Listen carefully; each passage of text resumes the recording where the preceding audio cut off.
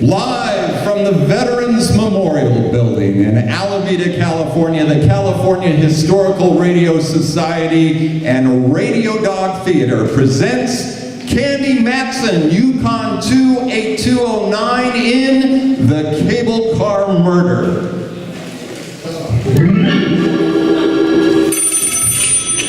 Yukon 28209, yes, this is Candy Matson.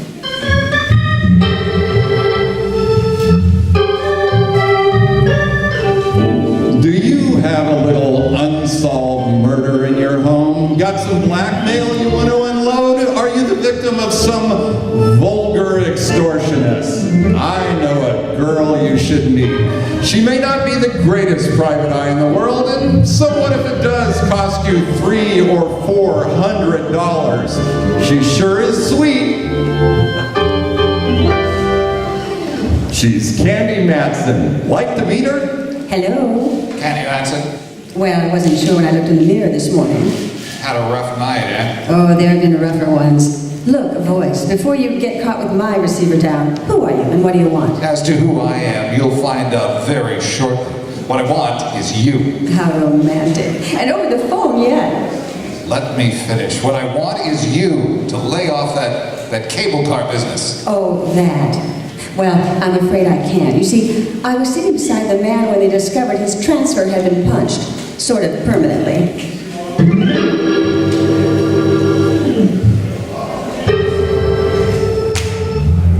That's how things happen with me. I get into the craziest routines. You see, I used to be a model. I'd been told I had the proper displacement for such a career, but I found there wasn't enough money in it. The girl has to eat some, doesn't she? And she has to maintain a nice apartment on Telegraph Hill and buy enough clothes to highlight the displacement. So I turned to private eye. You meet a better class of people, mostly named rigor or mortis. Take this cable car deal, for instance. Like to hear how the whole thing happened? Well, let's get started then.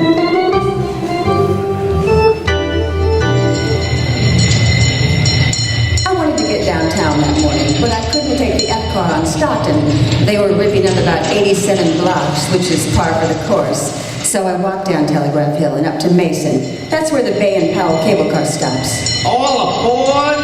Come on, Planner. Get those lovely ankles up here. We gotta make the Fairmont by quitting time. The car was loaded, and so was the character next to me. I tried to budge into the seat between him and the Fisherman's Wharf Dowager, but I couldn't quite make it. I'd forgotten my shoehorn.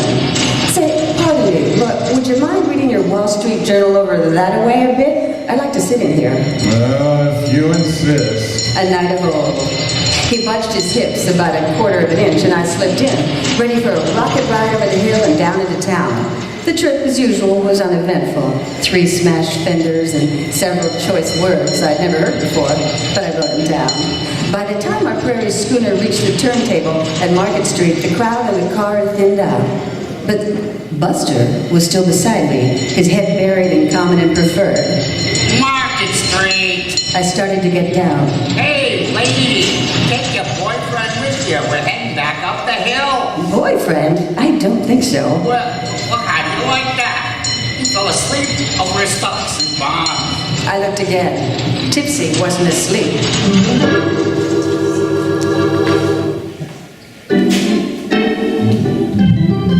Tipsy was stone cold dead on Market Street. What a twist. I, who always went on the prowl for a whodunit, get one tossed literally into my lap. You see, he just hadn't gone out of this world serene like, oh no.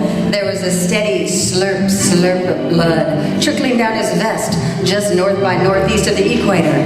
After half an hour wait, full of questioning by homicide legmen, I knew my morning shopping tour was rained out.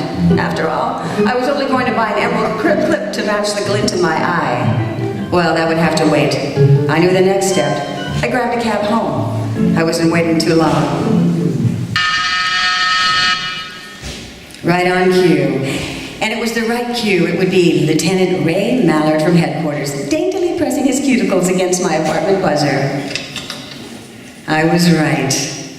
Right? About what? I've been expecting you, Mallard. Come on in. Sit down. Take off your hat. It is off. Have a drink? No. I'm not in the mood. Just Just make it a double. Candy, for once, I'm puzzled. You're just saying that. Yeah, because it's true. I've checked and rechecked, and no matter how many loose ends I tie together, I still can't get a connection between you and Dwight Ellsworth. Dwight Who'sworth? Ellsworth, you know, your extremely limp traveling companion on the cable car this morning. I can give you an angle on that. Yeah? Yeah, the angle being I didn't know him from Euclid. Level? Straight. Look, honeypot, this mediocre dialogue is getting us nowhere. Why don't you haul your size 11s here in the first place anyway? Well, frankly, I don't know. Oh, here, fill it up, will you? Well, you're not just going around in circles, Mallard. You're going around in doubles. Yeah. Yeah, like I said before, Candy, you got a really nice view from here. Oh, wait till I turn around. No, I mean from your window. That's from your window. Look at that ship down there, just docking. Oh, yeah. Where's that? Just down there. Probably arriving from the Far East. Now, that's romance for you. Here's your drink. Oh, thanks. You know, it is sort of romantic, isn't it? Don't you think it would be fun to jump on a tramp like that and whisk off to the South Seas? On a honeymoon? No. That's what I thought. South Seas. Mallard? Don't call me Mallard. Why not? We're just playing for ducks, aren't we? Oh, very crisp. Playing for ducks. No, Candy, we aren't. Not in this case. We got a dead man on our hands. Rudy Toot shot right through the heart. And you were sitting next to him. Sure. Go on out. Get out of here. What? You heard me. Lift your hindquarters and get back to headquarters. Hey, Candy, I don't like that look. You got something on your mind. Yeah, but you wouldn't recognize it if I told you about it. Well, one word of warning, don't dabble. You're in deep enough. Got it? Got it. Here's your hat. Grab it. So long, Mallard. See you around the jailhouse sometime.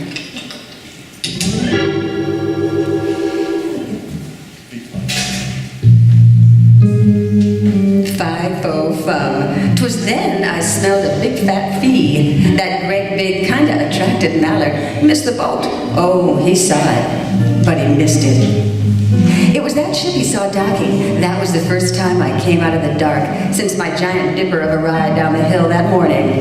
I needed help, so I called an old friend of mine, if you can call that help. Rembrandt Watson was his name. He was a photographer, and other than some things, he spent most of his life in a dark room dabbling with bottles. His negatives and prints were sharp, his thought processes not quite, but he'd given me assistance in the past, so I called him.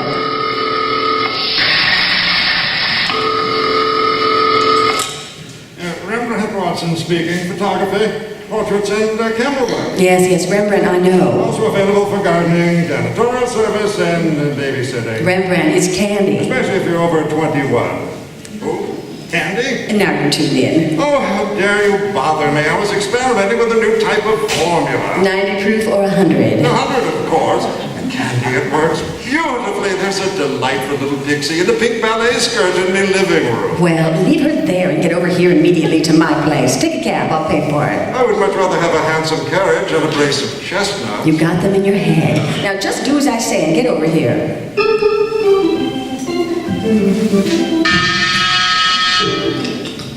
Float in, Rembrandt. Oh, gladly. Where's the man to take me cloak and gloves and topper? You're wearing a sport coat and slacks. You know I have no man. Yeah, well, and therein lies your basic trouble, my dear. You have no man. Now, Rembrandt. Every man should have a woman. Every woman should have a man. It's the incontrovertible law of the universe.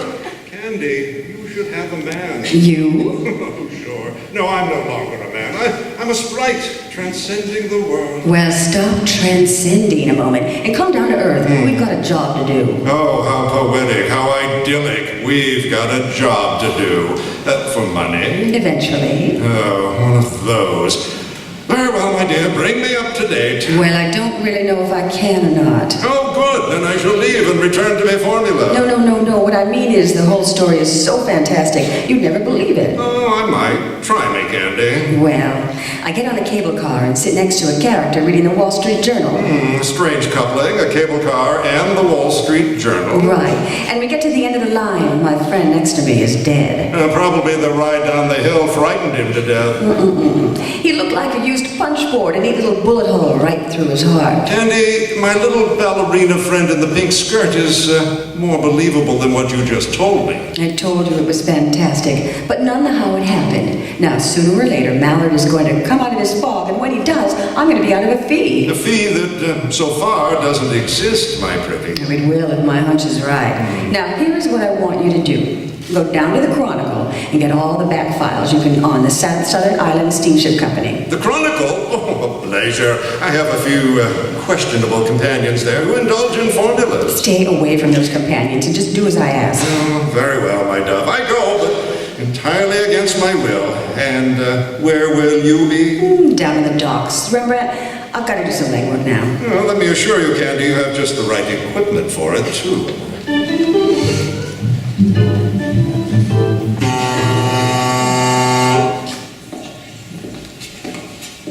What a joint. I bet they mount slit fish gullets on the walls instead of deer heads. Well, come on, Candy, get your tools out and screw up your courage.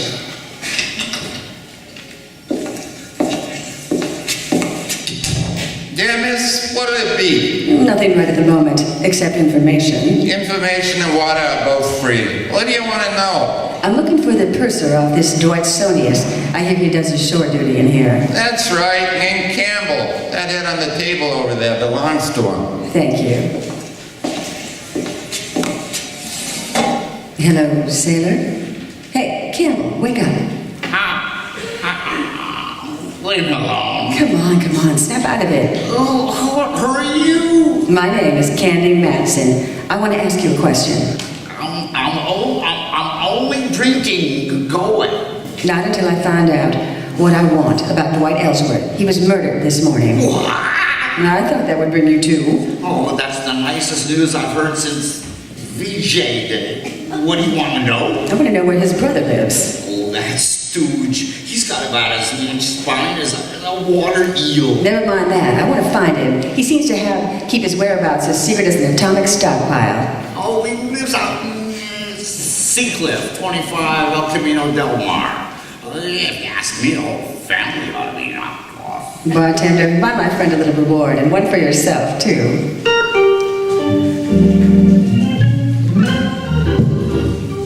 Well, so far so good. Oh, how did I know about Campbell the purser? Well, I have quite a few friends in town. Most of the type my Mallard doesn't approve. So after leaving that little watering hole, I grabbed a cab and navigated the driver out towards Seacliff. It was so foggy I couldn't see the meter, but I paid him anyway and dismissed him. There it was, 25 El Camino del Mar.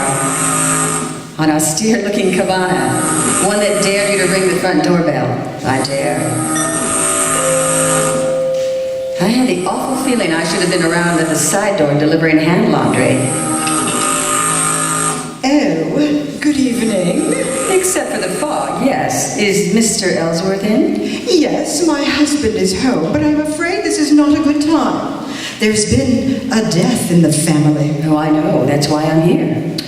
Come in. Thank you. Walk this way, please. Oh, I'm afraid I couldn't, even if I lived to be 100. Mind your tongue, young lady. You are in the house of an Ellsworth. Oh, hoity-toity. The old babe had delusions of grandeur.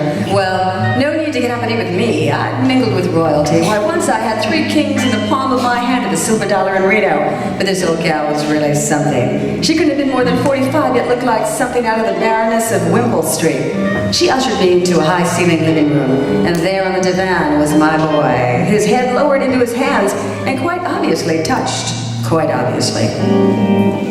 Roger, this young lady is here to see you. I don't believe you mentioned your name. Candy Matson. Matson, you in shipping too? Sort of. You'll pardon me if I don't seem hospitable, Miss Matson, but my brother was murdered. I know. I was sitting next to him when it happened. You were? Yes. Mr. Ellsworth, I don't want to take up much of your time, so I'll come right to the point. You see, I'm a private detective. Oh, one of those persons. Put your nose back down, Mrs. Ellsworth. Let me make my proposition. Yes, I'm a private detective, and I'm in a spot, too. The police think I'm connected to the case in some way, so I'm here for a double purpose. I'm listening, Miss Matson. Roger, I don't think you should be speaking to this woman. Too late, Mrs. Ellsworth. Now I can find out who killed your brother, but it'll take some money. Give me a check now for $300, then I'll find the murderer. And I'll also clear myself. Well, I don't know. Naturally, you want to see the killer of your brother brought to justice, don't you, Mr. Ellsworth? Roger? Don't you? Yes, of course. Here, I'll make a checkup right now. Thanks. Just make it out to Candy Matson, payable today. It's a lovely collection of guns you have, Mr. Ellsworth. You hunt much? Yes. The whole family's quite fond of shooting. And there you are, Miss Matson. Thank you very much. I'll be in touch with you sometime tomorrow. The missus didn't say another word. She just stood there against the fireplace and shot sparks through me. After I waved the Trek in the air to dry it a few times, she showed me the door. Very clever, aren't you? Taking advantage of a weak-willed man. Oh, I wonder how he got that way. Don't cash that check. I mean it, do not cash that check. Mrs. Ellsworth, $300? I need the money badly. I need some new rolls for my player piano. We'll return to Candy Matson, Yukon 28209, and the cable car murder right after this word from our sponsor. Use Colgate tooth powder, keep smiling just right. Use it each morning and use it at night to help you rate with every date. Use Colgate tooth powder. Tell me, do you really mean it when you say, I want to be alone? Or are you just pretending that you don't care about dates? Could it be that a little breath of trouble has cooled your romance? A little breath? What a pity to let unpleasing breath ruin your romance. Why not brush your teeth night and morning and before every date with Colgate tooth powder?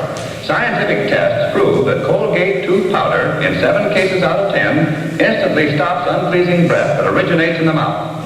So use Colgate tooth powder for all it's worth. Enjoy its exciting cleansing results, too. No amount of money can buy you a dentifrice that will clean your teeth more quickly or effectively than Colgate tooth powder. Remember the name, Colgate tooth powder, with the accent on powder. Don't take a chance with your romance. Use Colgate tooth powder. We now return to Candy Matson, Yukon 28209, in the cable car murder. I buzzed back downtown. I wanted to cash that check in a hurry, and I knew of only one person who would give me the crisp green at the hour of the night.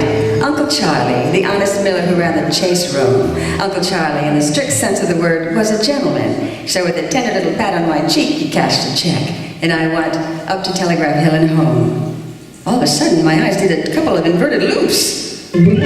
All my lights were on. Who's in there? All right, speak up. Ah, Candy, light of my life. Come in and join our little party. Oh, Rembrandt, you gave me a scare. No, you don't scare easy either, Candy. You got something on your mind? And Mallard? How ducky. A midnight soiree. What goes on here? Well, the chicken you had in the icebox was delicious. Was delicious? Looks like you've done everything but eat the bones. And your vintage is superb too, Candy. Have a little formula. No. Now, come on. What gives? Hey, that's my line, Candy. What gives? You're in on something, and I want to know about it. Oh, Mallard, believe me, it's nothing. I'm just trying to parlay a couple of hunches. Tall hunches, I'll bet. Hey, look at all those clippings on the South Sea Island Steamship Company over there. What are they for? Oh, I meant to tell you, Candy, I had remarkable success at the Chronicle. There's everything you want on that steamship line. Oh, Rembrandt, did you have to tell the whole world? Well, Candy, you tried me unnecessarily. I merely had the clippings on the table when Hawkshaw here walked in on me. Okay, Candy, take it from there. Nothing makes sense yet, Mallard, so nothing. There's really nothing to tell you, really. Really? How about where were you tonight? Oh, I was here and there. I I knew I should have put a man on you, saved me some grief. 2 men would be better, I think. 2 days, that's all I need, Mallard. Just give me 2 days to tie off about 4 loose ends, and I think I'll have it worked out.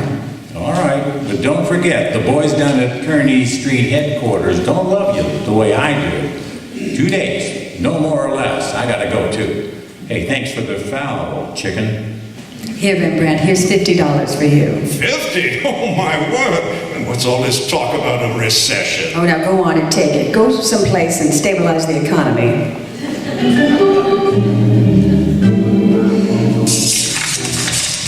I went through the old newspaper clippings. It was all there. Fire at sea on Ellsworth's ship. 2 seamen lost off Ellsworth's ship near Honolulu. South Sea Island Line ship loses rudder in storm. On it went on for over a period of 3 years. I threw the papers back on the table. I helped myself to Rembrandt's formula, turned down the lights, and went out on the porch. The bay was dark, except for an occasional path of light from a passing freighter. I sat down to think, and think. Then, click, click, just like that. 2 little tumblers in my head fell into place. There was only one thing to do, and that was to do it the hard way. The next morning, just as the ferry building siren was announcing 8 o'clock at downtown San Francisco, I got Rembrandt on the phone. Oh, Candy, what on earth are you calling me for at this hour? I can't help it. There's work to be done. Oh, I did my work last night so extremely well. I'm just going to bed now. So sorry. You'll just have to delay your sack time. Meet me at the corner of Mason and Union in 10 minutes, right where the cable car stops. Now what are we going to do? We're going to take a cable car ride. What? On one of those little bouncy, junky little contraptions? The way I feel this morning. Union and Mason, 10 minutes.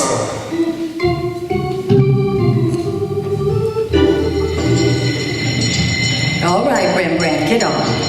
This is the silliest thing you've ever done, Candy. Maybe, we'll see. Dwight Ellsworth was already on the car when I got on, right? And he was alive. How could you tell? He mumbled something when I asked him to move over. Sounds logical. Although I once remember stumbling into a corpse who mumbled for hours. Rembrandt was in one of those rambling moods, so I let him alone. The car pulled over Mason Street, down Washington, and then swung onto Powell and a hill. Now I watched the buildings and apartments carefully. There was the little red brick building, now a big apartment house, a woman's residence club, and so on.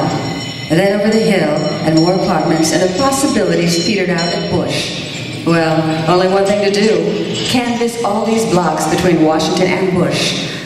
Okay, Rembrandt, off that car. Yes, it was the strangest course I ever did see. I'm sorry, what did you say, Candy? I said off the car. Come on. Now what? Just want to go back to bed. Well, not for a long time, Boy Blue. Now here's the pitch. You take this building and I'll take the next. We'll alternate as we go along. Ask if a tall woman with a horsey face dressed something like Queen Victoria ever lived around here. Oh, Candy. I know it sounds wild, but it's got to be done. Okay, a horse with a tall face and dressed up like... Rembrandt, look at me. Get that smoke out of your brain. A tall woman with a horsey face and dressed something like Queen Victoria. You got it? Yeah, got it. Okay, get going. It was slow and tiresome, and the answers I got. A tall gal dressed like Queen Victoria? Oh, sister. That was about par. Nope, nobody like that ever lived here. Are you positive? A dame who fits that description? Yeah, I'm positive. The morning wore on, and so did we. We were over on the other side of California Street now, so we stopped and had a bite to eat. I had pickles with mine, and Rembrandt had olives on toothpicks in a glass. And again, we picked up the hunt. My heart was suddenly making with a rumba. There, just on the other side of Clay, in front of the 3-story red brick house, was a police squad car. There was a little knot of people gathered around. I walked down the block and up the front steps. I didn't have any trouble finding the room. The door was wide open, and there was a body on the floor. 4 representatives of the law were buzzing back and forth. One of the buzzies was Mallard. Well, my little ambassador of violence.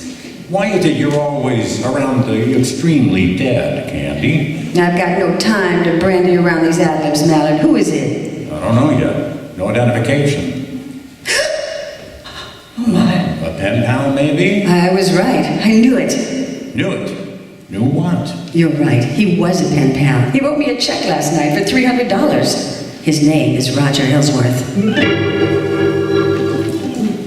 Very interesting. Must be open season on Ellsworth. Okay, Candy, time you filled in the blanks. Start. Wait a minute, I want to look at the window here.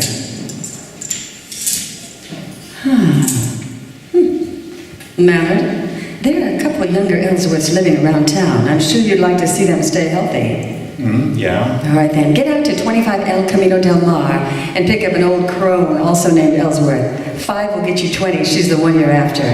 All right. But you get back to your place and stay put.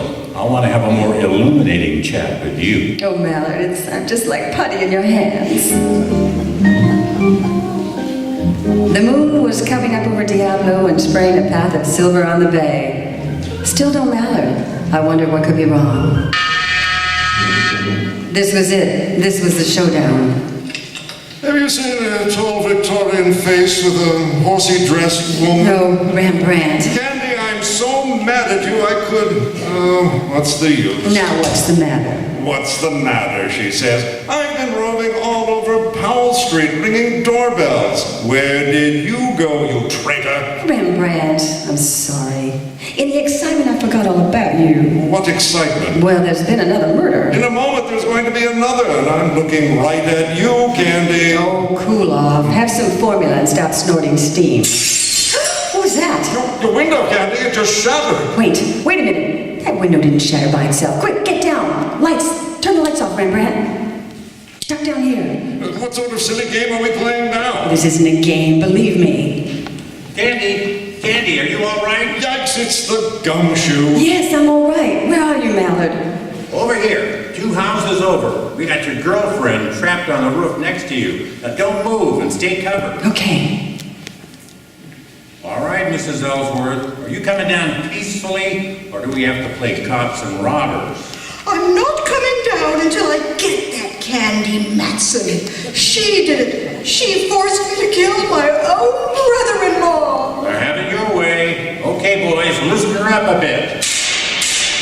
Oh, this is better than the 4th of July. Keep your head down, Rembrandt. Oh, is that what was up?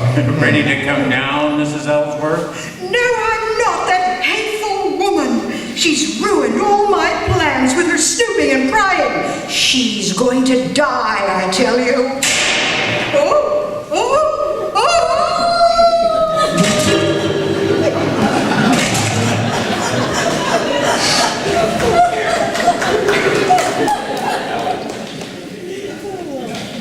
It was a miracle, Candy. You must have moved slightly just as she shot at you. It was too close, let me tell you. She's dead? Oh, decidedly.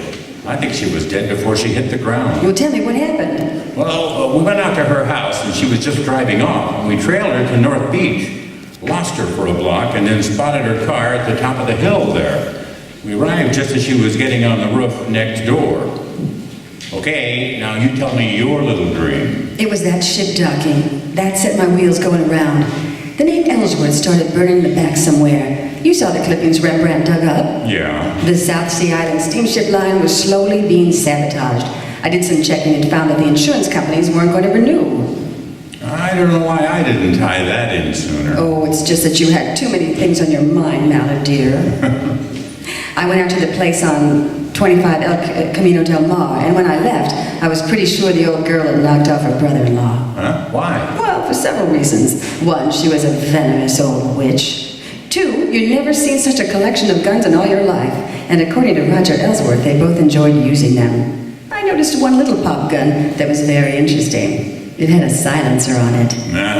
That was the one she used on you tonight. And also the one she used on Dwight Ellsworth from the window of that apartment where you found her husband. How do you know? Oh, you go back there, Mallard. You'll see a nice little bullet hole in the curtain with the burned powder all around it. Now don't tell me that... Yes, I'm telling you that they rented that place knowing Dwight Ellsworth always went downtown on a certain cable car. She waited that morning until we were riding by, and she popped him. I have now heard everything. Oh, not everything. The reason. Dwight Ellsworth, rather than fighting the insurance company, had decided to sell the steamship line. The old gal thought she'd beat him to the punch by knocking him off. The company would have then fallen into her husband's hands. Oh, but what about her husband? Well, at first I thought he was just another weak-kneed man with an overbearing wife, distraught over his brother's death.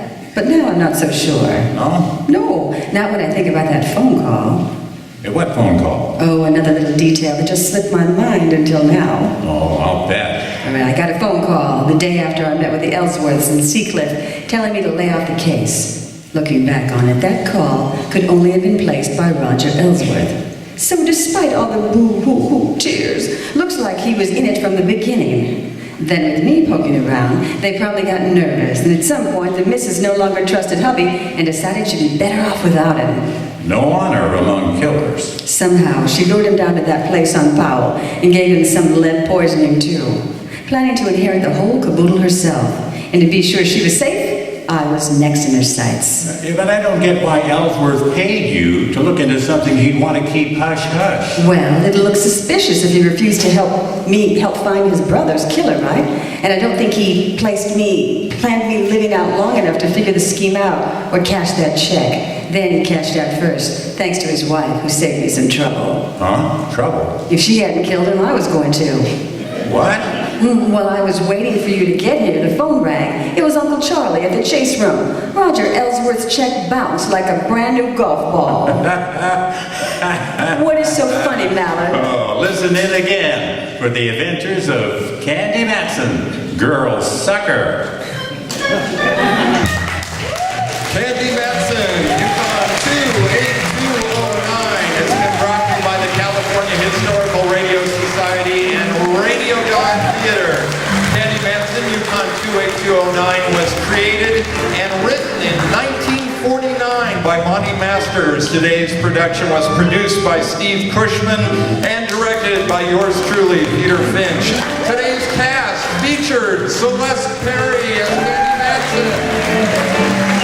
Lieutenant Ray Mallard was played by Sam Van Zandt. Michael Bennett appeared as Rembrandt Watson. Roger Ellsworth was played by Hoyt Smith, with Rosalie Howarth as Mrs. Ellsworth. Also appearing in the cast were Steve Kushman and Peter Finch. Organ accompaniment by Jon Hammond. Our sound engineer was Mikee Ewing. Our audio mixer, Dan Healy. Please stay tuned for yours truly, Johnny Dollar. It's coming up next on most of these stations.